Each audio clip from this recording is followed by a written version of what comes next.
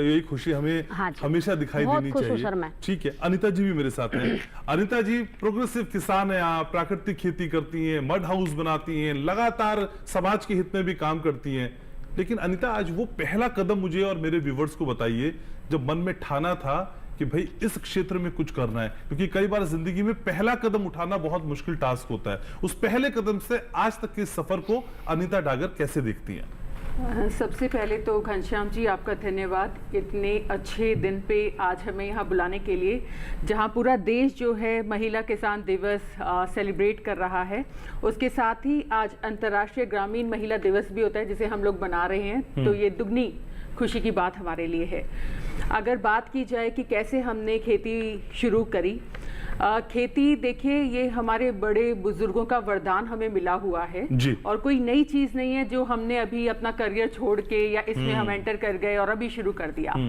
मैं एक ऐसी फैमिली को बिलोंग करती हूँ जहाँ मेरे फादर जो हैं डिफेंस में कार्यरत थे और अच्छा। जो कहा जाता है जय जवान जय किसान, तो दोनों ही भूमिका हमने बढ़ चढ़कर निभाई है। और किसान परिवार से चूंकि मैं आती हूँ, क्योंकि हमारा इतिहास ही जो है जमींदार फैमिली से है, तो ये अपने आप में बड़ा ही उत्साहवर्धक है कि आज हमें जो अपने बड़े बुजुर्गों से मिला उसे हम अपनी संस्कृति को आगे लेके चलने का जिम्मा आगे बढ़ा रहे हैं और बहुत बड़ी जिम्मेदारी को हम लेके चल रहे हैं, जहां हम अपने खेतों में रसायन का प्रयोग नहीं कर रहे। अच्छा। देखिए, एक तो होता है खेती करना और एक होता है जहर मुक्त खेती करना, दोनों में काफी फर्क है। तो हम अपनी जिम्मेदारी को बखूबी निभा रहे हैं। हाँ, अगर शुरुआत की जाए तो ये हमने 2016 में शुरू किया था और उसी वक्त जो है महिला दिवस का भी गठन हुआ था। तो ये अपने आप में देखिए बहुत ही अतुलनीय बात है कि दोनों चीजें एक साथ हुई थी। तो आपका सफर भी 8 साल का हो गया? हाँ जी, हाँ जी, मेरा सफर भी इसके साथ साथ 8 साल का हो गया, जिसमें हम लोग मल्टी क्रॉपिंग कर रहे हैं। अच्छा। पहले क्या था कि एक्सेप्टेंस नहीं मिलता था। अगर आप मान लीजिए कोई रोजगार कर रहे हैं, आप वेल एस्टैब्लिश हैं, आप वो सब चीजें छोड़कर जब आप सिर्फ और सिर्फ खेती में उतर जाते हैं तो लोगों को बड़ा अचंभा होता है।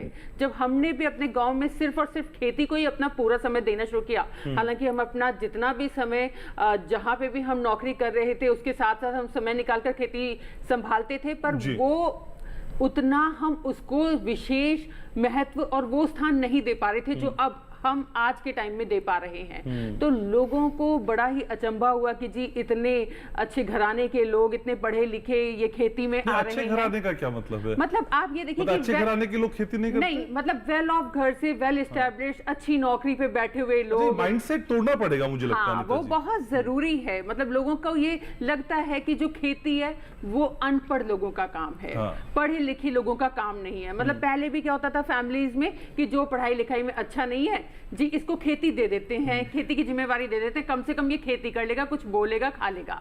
पर अब समय के साथ साथ चीजें बदलती जा रही हैं और बहुत अच्छे इलाइट लोग जो हैं खेती में प्रवेश कर रहे हैं। और ये भारत के लिए बहुत अच्छी बात है, क्योंकि जहां हम 50% महिलाओं का अनुपात है, उस बीच महिलाएं कंधे से कंधा मिलाकर पुरुषों के साथ खेती संभाल रही हैं और बखूब संभाल रही हैं। जैसे आप देखें डेयरी फार्मिंग में महिलाएं जो हैं काफी बढ़ चढ़ कर आ रही हैं। करीब 70% जो दुग्ध उत्पादन है वो उसमें महिलाओं का योगदान है। उसके साथ ही आप मिलेट्स में देखिए बहुत अच्छा काम कर रहे हैं। इवन आप ये देखिए कि पद्मश्री अवार्डी भी महिलाएं हो रही हैं आज के समय में, जो कि बहुत ही गौरव की बात है।